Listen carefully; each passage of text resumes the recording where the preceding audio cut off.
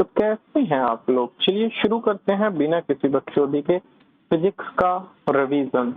ये रिवीजन आपके competitive exam में काफी हेल्पफुल होगा और ये मैं बेसिकली बना रहा हूँ एटीसी एग्जामिनेशन के लिए, जो कि अभी उसका एग्जाम कंडक्ट किया जाना है।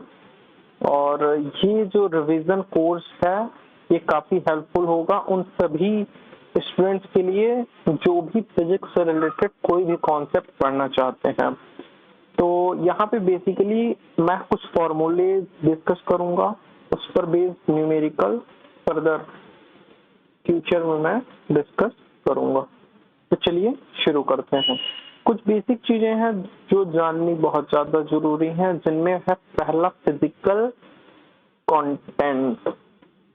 फिजिकल कंटेंट में भी कुछ वैल्यूज हैं जो आपको स्पेसिफिकली याद रखनी है। वो वैल्यूज क्या है? जैसे स्पीड ऑफ लाइट, सभी को पता है इसकी वैल्यू क्या होती है, 3 × 10⁸ मीटर पर सेकेंड। मीन्स एक सेकंड में जो लाइट है वो 3 × 10⁸ मीटर तक ट्रैवल कर सकती है।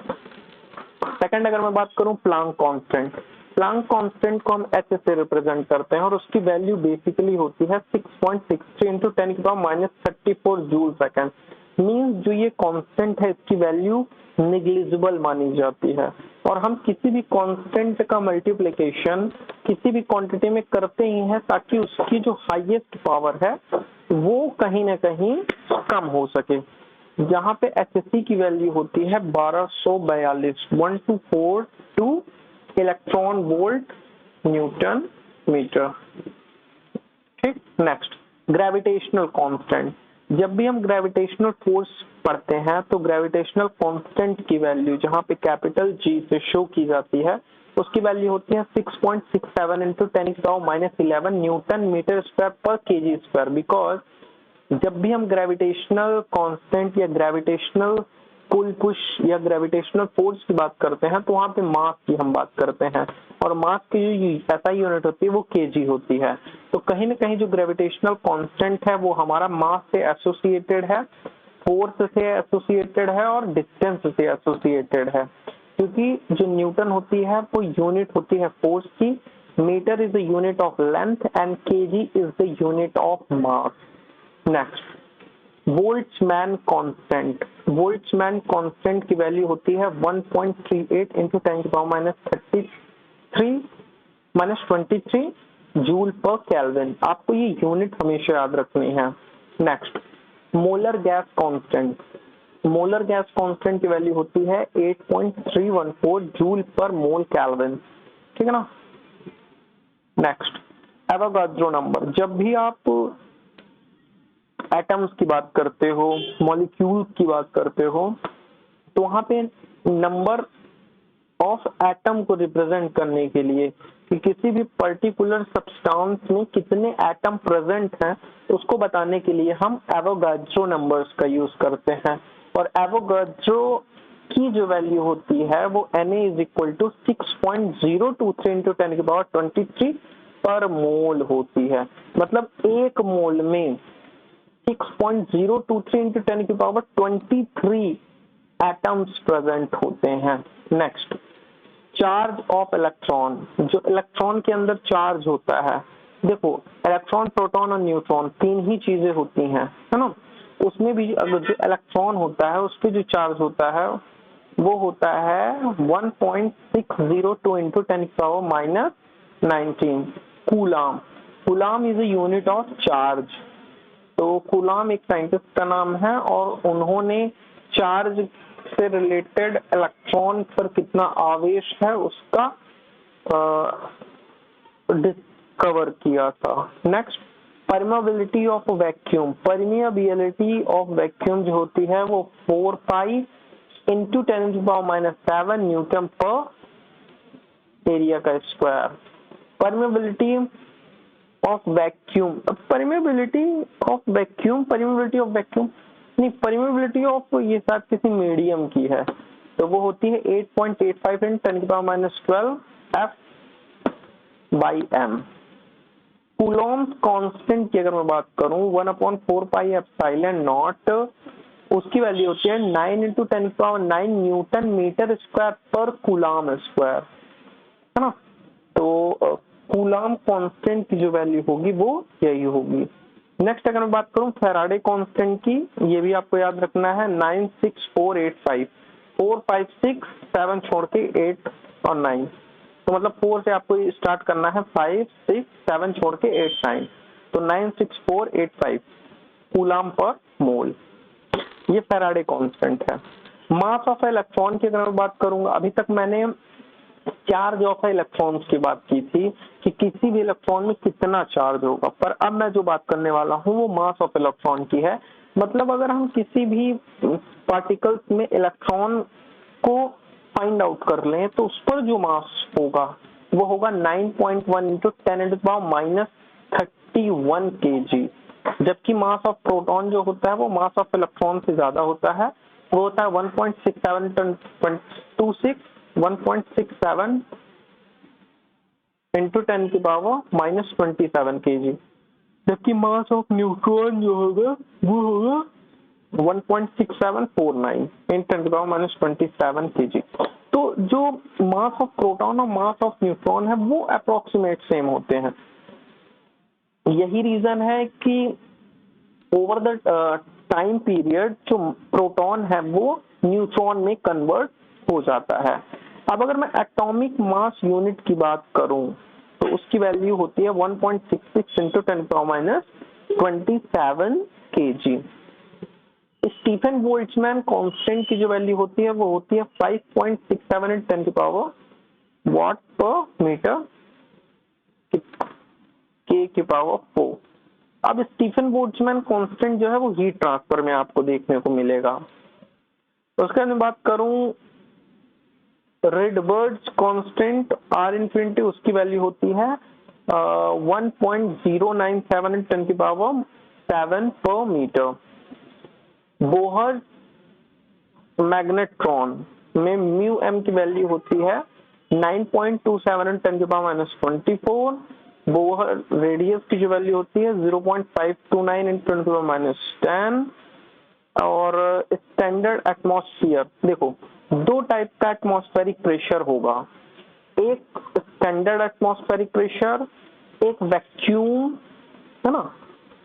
और एक स्टैंडर्ड का सिंपल सा मतलब है आप 1 atm के कितना आसपास हो 1 एटमॉस्फेरिक प्रेशर के, तो 1 atm या स्टैंडर्ड एटमॉस्फेरिक प्रेशर की जो वैल्यू होगी वो होगी 1.01325 इंटू 10⁵ पास्कल, क्योंकि पास्कल जो है ना वो गुरु यूनिट है किसकी, प्रेशर की, किसकी यूनिट है, प्रेशर की। नेक्स्ट वीन्स डिस्प्लेसमेंट कांस्टेंट की जो वैल्यू होती है वो होती है 2.9 इंटू 10⁻³ मीटर केल्विन, क्योंकि वीन्स डिस्प्लेसमेंट वगैरह सब हीट ट्रांसफर के कांस्टेंट है। तो आई होप आपको जितने भी मैंने कांस्टेंट बताए हैं उसकी वैल्यूज आप एक कॉपी में लिखो और उसको बार बार रिवाइज करने का ट्राई करो, ठीक। नेक्स्ट मैं जो बात करने वाला हूँ वो है वेक्टर्स। आप सभी को पता है कि फिजिक्स के अंदर सिर्फ दो ही क्वांटिटीज होती हैं, या तो वो वेक्टर होगा या तो वो स्केलर होगा। स्केलर क्वांटिटी वो क्वांटिटी होंगी जिसमें सिर्फ और सिर्फ हम मैग्नीट्यूड की बात करेंगे, हम उसमें डायरेक्शन को इंक्लूड नहीं करेंगे। ऐसी क्वांटिटी को हम क्या बोलते हैं, स्केलर क्वांटिटी। स्केलर क्वांटिटी के कुछ एग्जांपल हैं जैसे केजी। अब कोई भी बंदा कितने किलो का है हमें बस ये पता चलना चाहिए, उसका डायरेक्शन से हमें कोई फर्क नहीं पड़ता, है ना।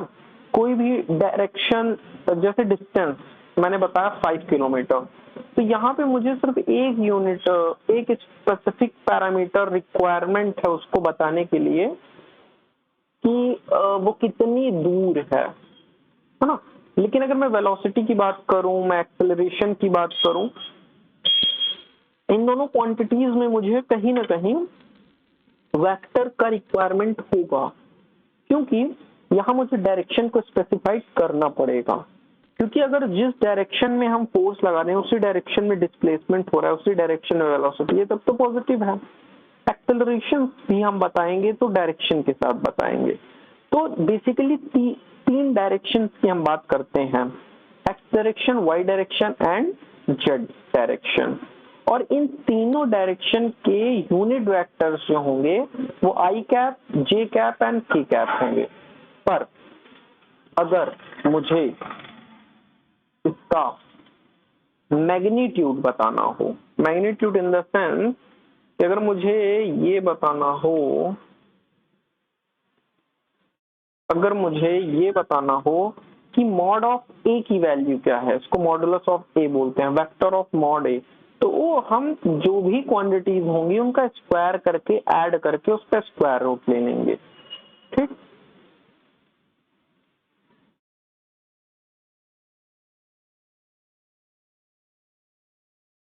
आई होप आपको इतनी बातें समझ में आ गई होंगी।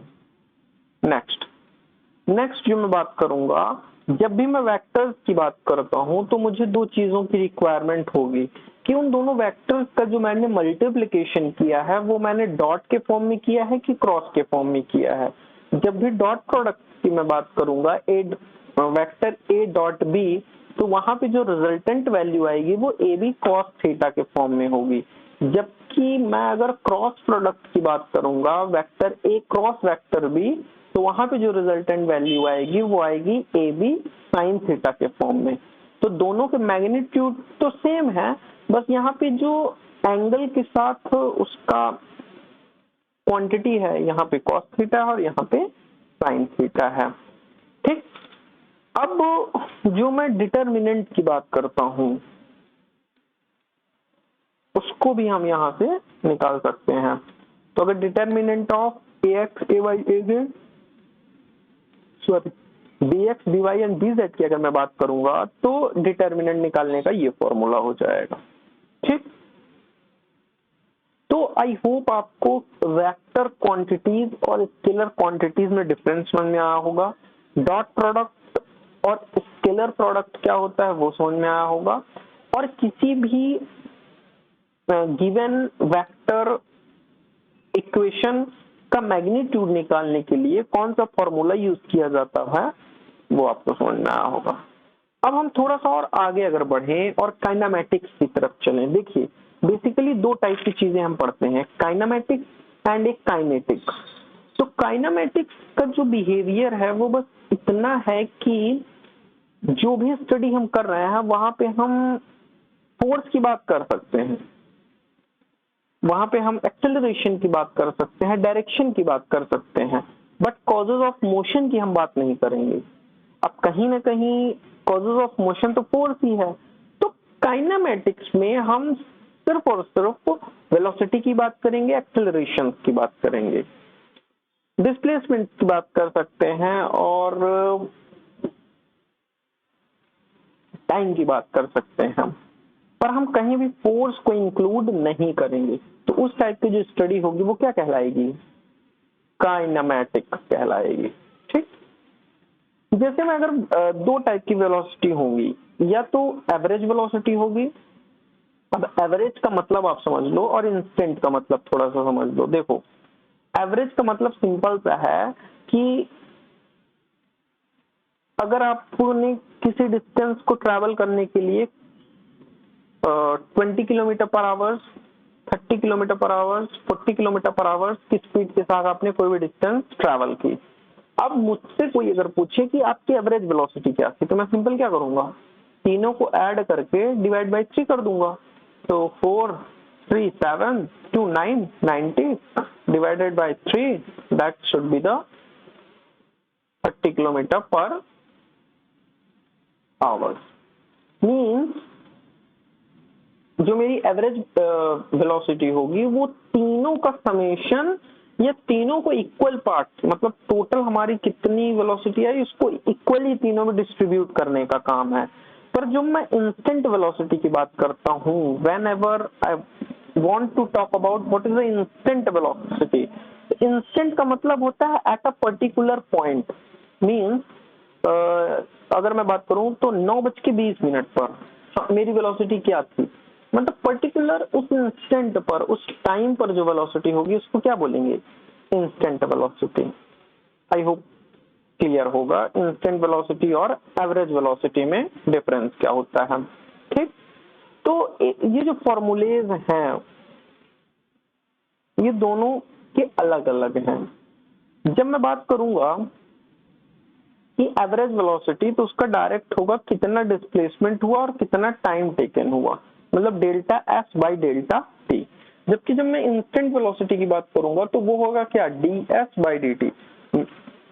मीन्स पर्टिकुलर इंस्टेंट पे मैंने डिफरेंशिएशन किया और पर्टिकुलर इंस्टेंट पे मैंने टाइम के साथ उसको चेक किया कि इस इंस्टेंट पर वेलोसिटी क्या रही होगी।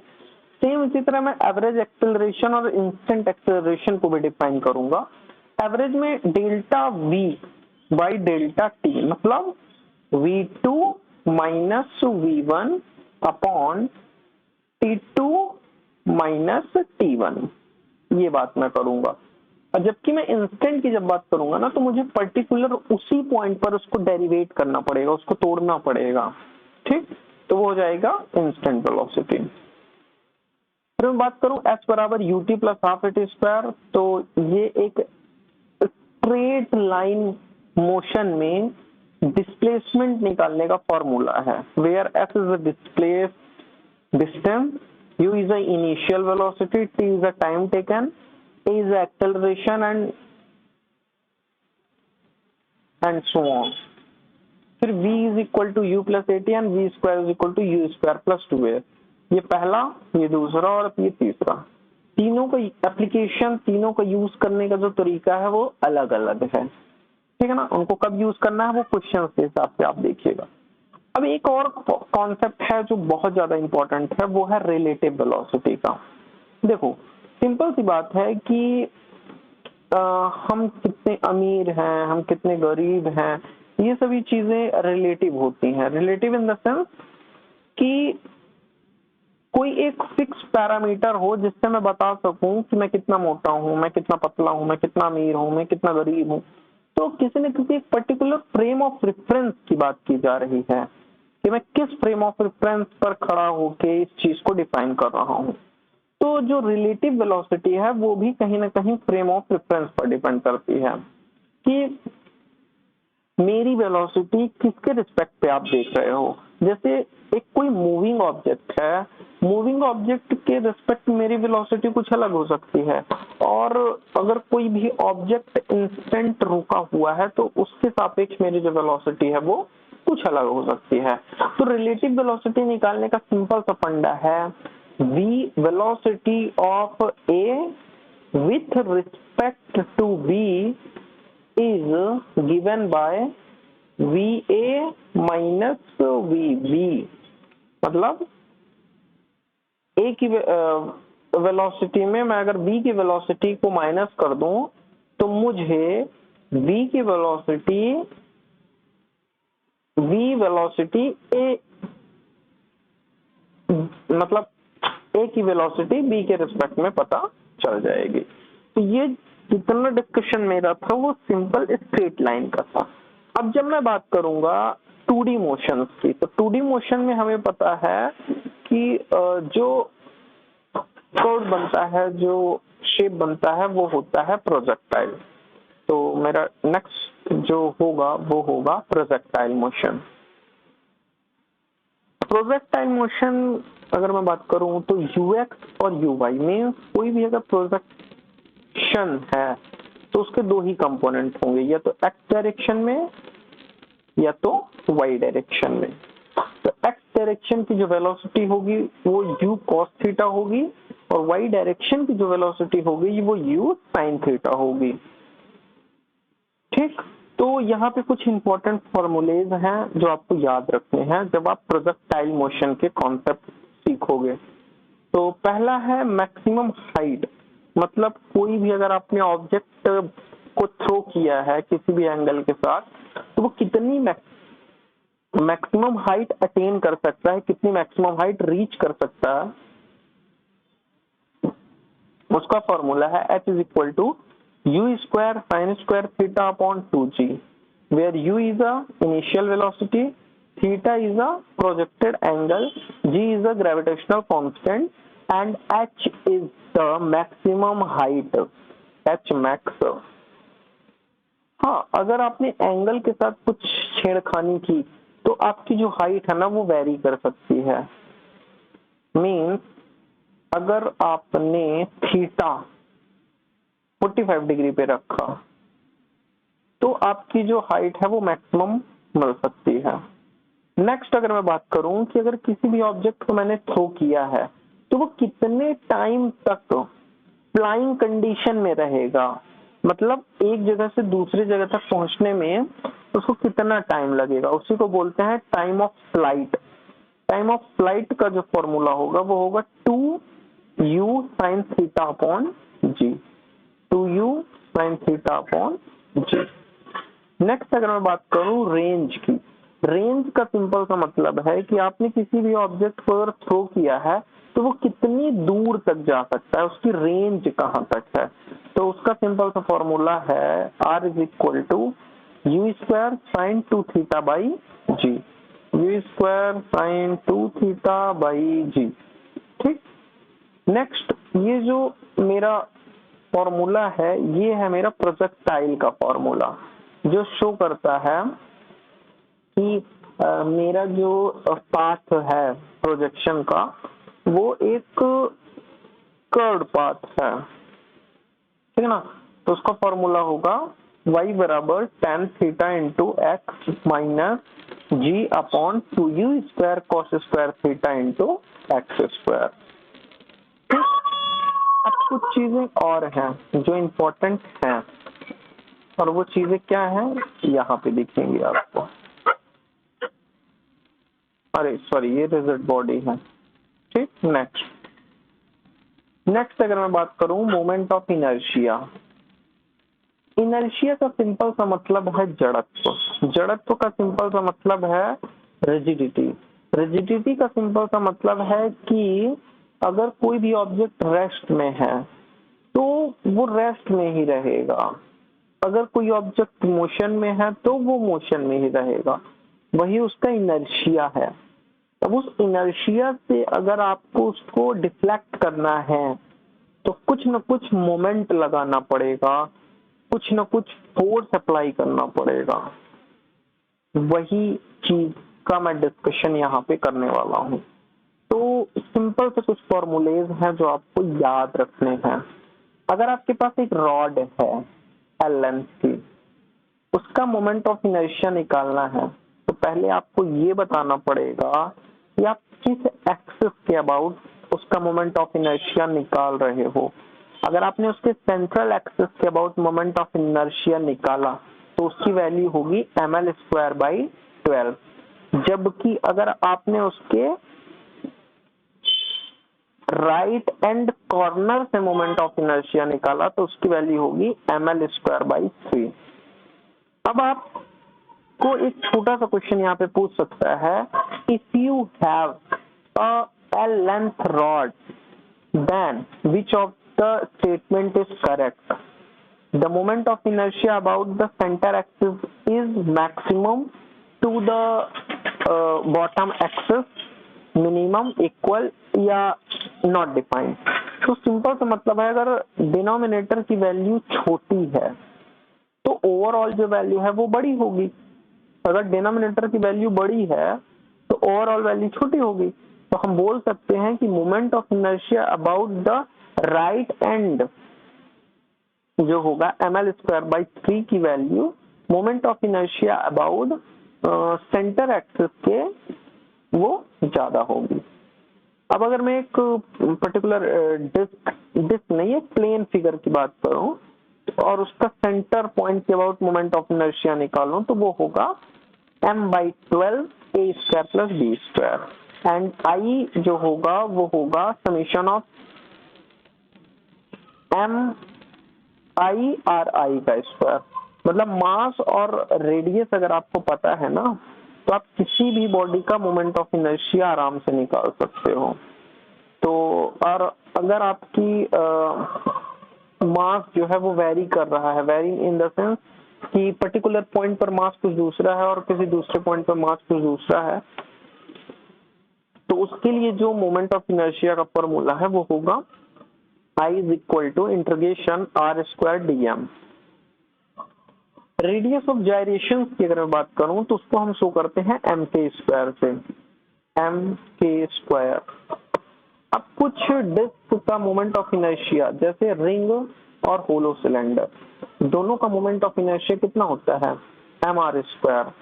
डिस्क का और सॉलिड सिलेंडर का जो मोमेंट ऑफ इनर्शिया होगा वो 1/2 एम आर स्क्वायर होगा, जबकि जो होलो और सॉलिड डिस्क की अगर मैं बात करूं या तो होलो का जो होगा वो 2/3 एम आर स्क्वायर, जबकि सॉलिड का 2/5 एम आर स्क्वायर। ठीक, अब मोमेंट ऑफ इनर्शिया में भी दो चीजें इंपॉर्टेंट हैं कि अगर आपको तीनों एक्सिस प्रोवाइड किए जाएं, उसमें से दो एक्सिस के अबाउट आपको मोमेंट ऑफ इनर्शिया दे दिया जाए, तो तीसरे एक्सिस के अबाउट अगर आपको मोमेंट ऑफ इनर्शिया निकालना है तो उसको हम परपेंडिकुलर एक्सिस थ्योरम के थ्रू सॉल्व करेंगे, जिसका सिंपल सा फॉर्मूला है I Z is equal to I X plus I Y.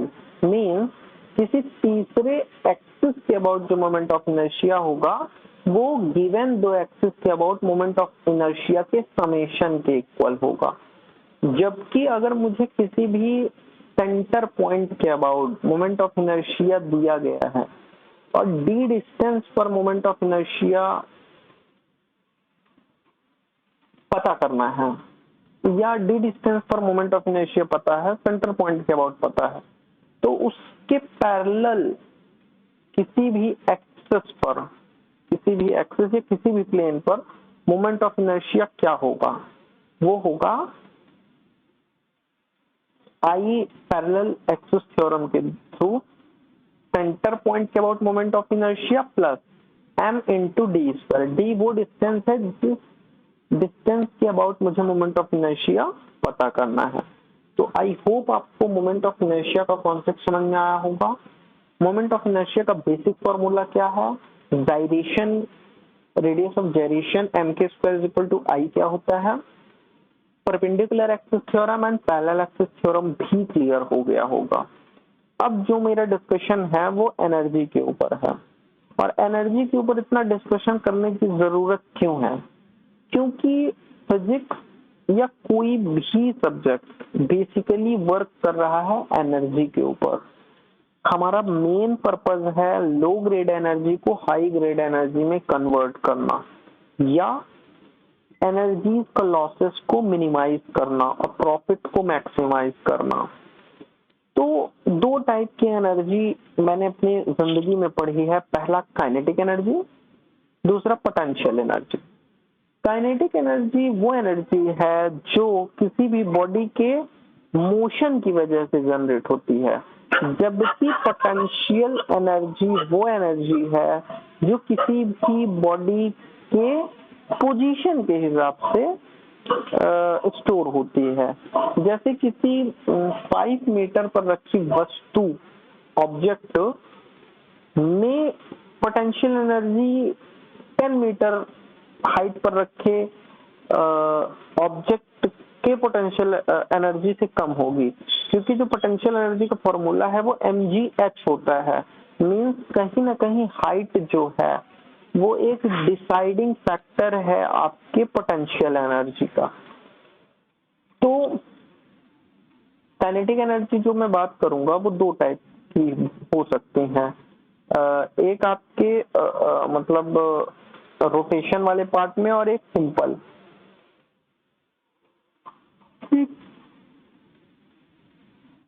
Just wait a minute.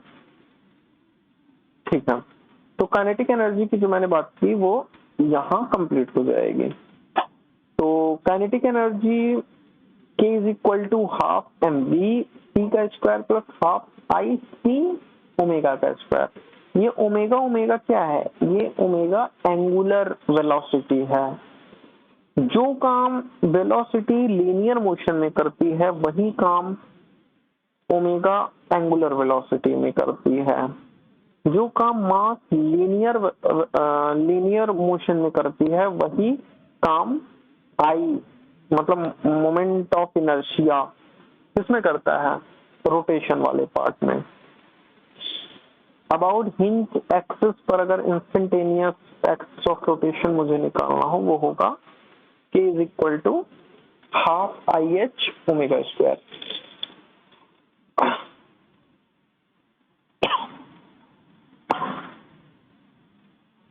अब सॉरी, अब कोई भी अगर ऑब्जेक्ट है और वो किसी भी इंक्लाइंड प्लेन पर थीटा एंगल के साथ मूव कर रहा है, तो अगर मुझे उसका एक्सेलरेशन फाइंड आउट करना है तो वो हम निकालेंगे a is equal to G sine theta upon 1 plus I upon M R square. जबकि अगर उसकी वेलोसिटी मुझे फाइंड आउट करनी है तो वो होगा root over 2g capital H upon 1 plus I upon M R square. ठीक, अब थोड़ा सा बात कर लेते हैं इंस्टेंटेनियस एक्सिस ऑफ रोटेशन या इंस्टेंटेनियस सेंटर ऑफ रोटेशन का। इंस्टेंटेनियस सेंटर ऑफ रोटेशन या इंस्टेंटेनियस सेंटर ऑफ पॉइंट पता है क्या है? वो पॉइंट जहां से पूरी की पूरी बॉडी मुझे सर्कुलर मोशन में नजर आए। सर्कुलर मोशन का सिंपल सा मतलब है, और एक चीज, उस पॉइंट के अबाउट नो स्लिप कंडीशन हो। नो स्लिप कंडीशन मतलब वेलोसिटी वहां के अबाउट जीरो होनी चाहिए, लेकिन जितने भी पॉइंट हैं अपने बॉडी में वो मुझे रोटेशन में दिखने चाहिए। तो वहां की जो वेलोसिटी में लिखूंगा वो क्या लिखूंगा, v is equal to omega into R. Omega भी क्या है, वेक्टर क्वांटिटी, और आर भी मैंने वेक्टर से ही रिप्रेजेंट किया है। तो v is equal to omega no slip condition. No slip condition का सिंपल सा मतलब है कि उस पॉइंट के अबाउट जो वेलोसिटी होगी वो जीरो होगी।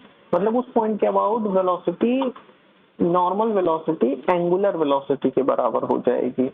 ठीक, अब थोड़ा सा और रिजिड बॉडी मोशन में अगर मैं बात करूं तो एक सपोज करो आपके पास रोलिंग ऑब्जेक्ट है जो ओमेगा नॉट वेलोसिटी के साथ घूम रहा है, उसकी रेडियस आर है। वो एक प्लेस से दूसरे प्लेस तक जाने में टी टाइम लेता है और मुझे वो टी टाइम निकालना है। तो t is equal to R omega mu G 1 plus M R square by I, ये फॉर्मूला हो जाएगा। जबकि अगर वो ओमेगा वेलोसिटी नहीं v वेलोसिटी के साथ मूव कर रहा हो तो उसका जो फॉर्मूला होगा वो होगा v not upon mu G 1 plus M R square by I. ठीक, आई होप आपको इतनी बातें समझ में आ गई होंगी। अब थोड़ा सा हम चीजों को टुवर्ड शिफ्ट करते हैं अपने प्रीवियस नॉलेज के ऊपर। जैसे मैं बात करूं लॉज ऑफ मोशन की, तो जब भी बॉडी मूव करेगी ना गुरु, जब भी बॉडी मूव करेगी तो कहीं ना कहीं उसको प्रॉब्लम होगी, और उस प्रॉब्लम को सॉल्व करने के लिए एक साइंटिस्ट है जिनका नाम था न्यूटन। अब न्यूटन ने 3 लॉज ऑफ मोशन दिए जिनको first law, second law, third law के रूप में जाना जाता है। फर्स्ट लॉ ऑफ मोशन जो था वो था इनर्शिया के ऊपर। मतलब अगर कोई भी चीज रेस्ट में है तो वो रेस्ट में रहेगी अनटिल एंड अनलेस उस पर एक्सटर्नल फोर्स अप्लाई ना किया जाए। ये लॉज ऑफ इनर्शिया था। सेकंड जो था वो था मोमेंट और फोर्स के बीच रिलेशन बता रहा था। वो ये कह रहा था कि change in moment with respect to time जो होगा वही क्या रिप्रेजेंट करेगा, आपके फोर्स को रिप्रेजेंट करेगा। मतलब F is equal to D P upon D T. अब जो P था वो क्या था, M इंटू वी था। अब जब मैं सेकंड लॉ ऑफ मोशन की बात कर रहा था तो मैंने कहीं ये नहीं बोला कि मास मेरा फिक्स रहेगा। May be the possibilities are कि मास वेरिएबल हो, जैसा कि रॉकेट में होता है। रॉकेट का इनिशियल मास जो है वो कम होता है, जैसे जैसे वो हवा के साथ ऊपर जाता है उसमें फ्यूल बर्न होती हैं और उस पूरे के पूरे होल रॉकेट का मास धीरे धीरे कम होने लगता है। But day to day life में अगर मैं बात करूं, जैसे एक कार सड़क पे चल रही है, तो ऐसा नहीं होगा कि हाँ उसमें भी फ्यूल है, मैं इस चीज से डिनाई नहीं करता, बट पूरी की पूरी जो बॉडी है, पूरी की पूरी जो कार है, उस वेट के रिस्पेक्ट में उस फ्यूल का वेट बहुत नेग्लिजिबल है। तो मैं ये मान के चलता हूँ कि डे टू डे लाइफ में जो मास है वो क्या है, कंजर्व है, कांस्टेंट है। उस कंडीशन में जो मेरा Newton second law of motion का फॉर्मूला है वो कन्वर्ट हो जाता है ma में, क्योंकि a मैं बाहर निकाल लूंगा और dv अपॉन dt की जो वैल्यू होती है वो a के बराबर होती है। ठीक। थर्ड लॉ ऑफ मोशन कुछ नहीं है। थर्ड लॉ ऑफ मोशन ये बोलता है कि every action have a equal and opposite reaction. मतलब किसी भी क्रिया के विपरीत प्रतिक्रिया तुरंत होगी। जैसे मैंने किसी को झापड़ मारा, तो जिस फोर्स से उसके गाल में एक्शन होगा, उसी फोर्स पे मेरे हाथ में रिएक्शन भी होगा। ठीक है ना। तो इक्वल एंड अपोजिट, जितने अमाउंट का फोर्स गाल पे लगेगा उतने ही अमाउंट का फोर्स मेरे हाथ पे भी लगेगा। बट ड्यू टू हमारे गाल की मसल्स जो होती हैं वो ज्यादा स्ट्रॉन्ग नहीं होती हमारे हाथ के रिस्पेक्ट में, इसलिए हमारे गाल पे ज्यादा पेन फील होता है एज कंपेयर टू हाथ पे। इसी चीज को अगर आप एक पत्थर पर अप्लाई करो, एक झापड़ आप पत्थर को मारो, तो पत्थर को तो कुछ नहीं लगेगा, आपके हाथ को दर्द होगा। तो ये सब मस्कुलर मूवमेंट की बातें हैं, वो सब नहीं करेंगे। अब मैं जो बात करने वाला हूँ वो बात करने वाला हूँ फ्रिक्शन के ऊपर। फ्रिक्शन इतना इंपॉर्टेंट क्यों है, क्यों हम बार बार फ्रिक्शन की तरफ बढ़े चले जाते हैं, क्यों हमें फ्रिक्शन अपनी तरफ खींचता चला आता है। तो उसका सिंपल सा रीजन है गुरु कि फ्रिक्शन के बिना कुछ भी पॉसिबल नहीं है। फ्रिक्शन है तो मोशन है ना। तो दो टाइप के फ्रिक्शन होंगे, या तो फ्रिक्शन स्टैटिक कंडीशन में होगा या तो फ्रिक्शन मूवेबल कंडीशन में होगा। तो जब भी फ्रिक्शन स्टैटिक कंडीशन में होगा तो उसको स्टैटिक फ्रिक्शन बोलेंगे। स्टैटिक फ्रिक्शन के कंडीशन में जो अपना ऑब्जेक्ट है वो मूव नहीं कर रहा होगा, जबकि काइनेटिक फ्रिक्शन जो होगा वहां पे अपना ऑब्जेक्ट क्या करेगा, मूव करना स्टार्ट कर देगा। तो आई होप आपको फ्रिक्शन का कॉन्सेप्ट समझ में आया होगा। एक चीज और याद रखनी है कि जब तक बॉडी मूव नहीं कर रही है, फ्रिक्शन फोर्स की वैल्यू अप्लाइड फोर्स के बराबर होगी, और अगर बॉडी मूव करना स्टार्ट कर दी तो फ्रिक्शन फोर्स की वैल्यू म्यू एन के बराबर होगी। नॉर्मली जो कोफिशिएंट ऑफ फ्रिक्शन है वो 0 और 1 के बीच में होता है। मैंने कहा नॉर्मली, जरूरी है, पॉसिबिलिटीज हैं कि म्यू की वैल्यू 1 से ज्यादा भी हो सकती है, म्यू की वैल्यू 1 से ज्यादा हो सकती है। तो फ्रिक्शन तक मैंने डिस्कशन किया, अभी मैं ये डिस्कशन रोक रहा हूँ, बाकी का डिस्कशन बाद में करेंगे। Thanks a lot.